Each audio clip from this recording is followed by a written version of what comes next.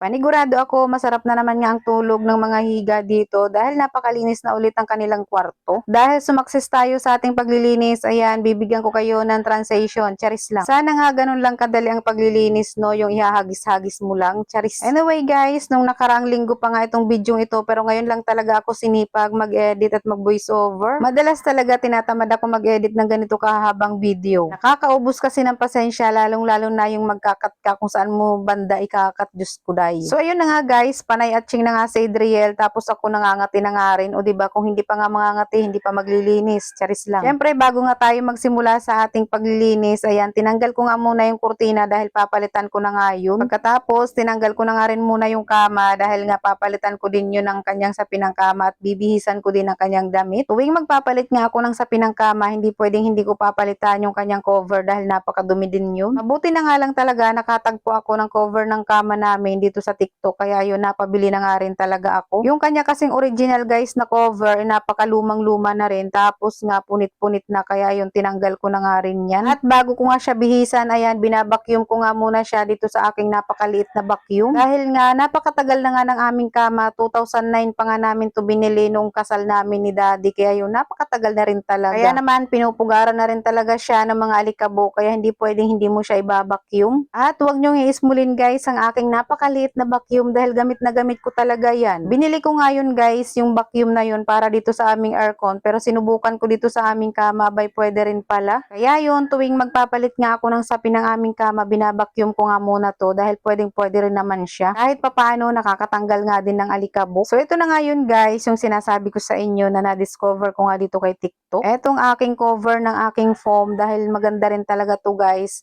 Napakakapal ng tela niya at hindi nga rin mainit sa katawan. Cotton Canadian na nga yung tela niya, kaya pwedeng hindi ka na nga rin maglagay ng sapin ng kama dyan. Pero ako guys, naglalagay pa rin ng cover dahil nga mas maganda pa rin talaga tingnan yung may sapin ng kama ang ating mga higaan. At ito na nga guys, yung maikabit ko nga siya, tingnan nyo naman. Medyo malaki nga lang yung kinuha ko, kaya yan, kusot-kusot nga siya kung titingnan nyo. Mas gusto ko kasi yung medyo maluwag ikabit sa aming kama para hindi ka rin mahirapan. Pero hindi rin talaga yan guys mahirap ilagay dahil yung kanyang zipper ay napakahaba nga din. At kung naghahanap ka nga rin guys hanggang ngayon ng sapin ng kama na maganda ang quality, ayan, ilalagay ko na nga lang yung link dyan sa comment section or sa yellow basket. At ito namang aking bedsheet guys, wala akong may bibigay na link sa inyo dahil dito ko lang yan binili sa amin. Meron kasing nagtitinda dito sa amin guys sa mga ganyang cotton Canadian na mga kurtina at bedsheet. 4 na taon po na ngang nabili yan guys, pero napakaganda pa rin talaga at hindi nag-fade ang kanyang kulay. At kapag ka nakaluwag-luwag ako, bibili nga ulit ako dito kay Kati ng ganitong mga kurtina at saka bedsheet. Sa mga nakakakilala sa akin guys, alam nyo kung sino tinutukoy ko, napakabait niyan. At alam nyo ba guys, na panalunan ko lang talaga yung isang set ng kurtina at saka bedsheet na yan. Noon kasi guys, nauso sa kanya yung kapag marami kang nabili sa kanya, ay magpaparapol siya. Kaya yan, isa ako sa mga napalad dahil madami talaga akong nabili sa kanya.